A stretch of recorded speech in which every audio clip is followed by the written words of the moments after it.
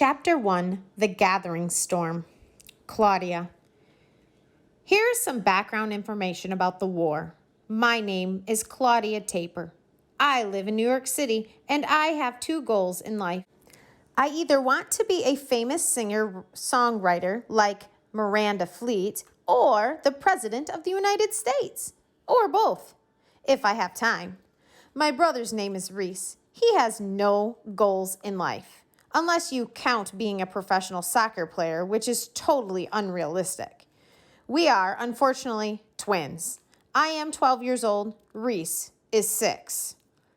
I know what you're thinking. Really? Is that possible? No, it's not. Reese is 12, too. He just has a brain of a 6-year-old. A 6-year-old that ate too much sugar and did not get its nap. So it has to run around our apartment and kick the soccer ball against the wall and make noises like gronk and skadoosh. Honestly, living with him is the most annoying thing ever. It's a pretty small apartment. We live on the Upper West Side, but we go to school in Culvert Prep, which is across Central Park on the Upper East Side. My parents like to say that the Upper West Side is more down to earth.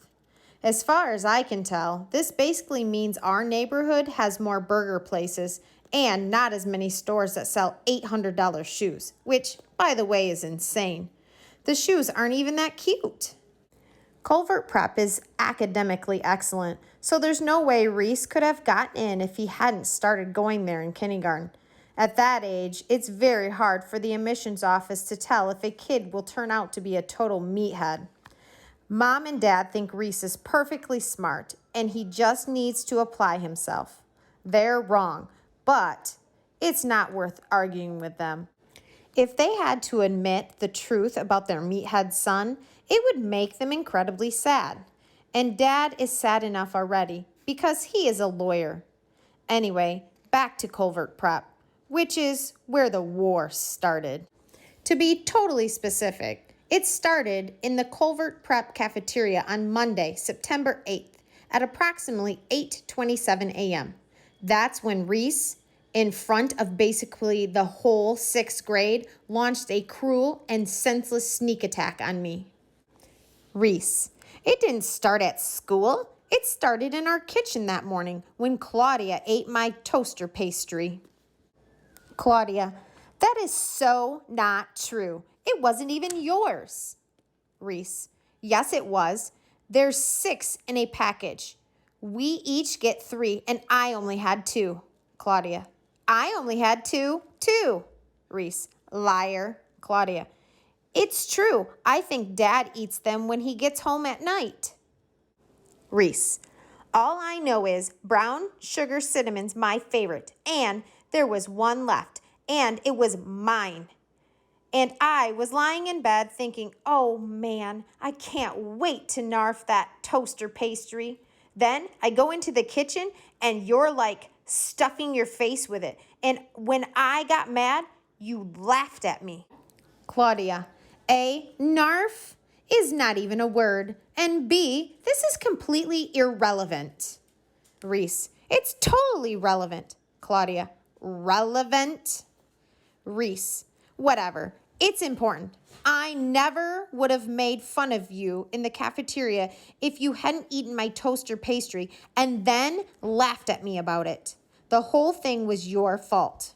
Claudia, that is ridiculous. I'm not putting it in my book.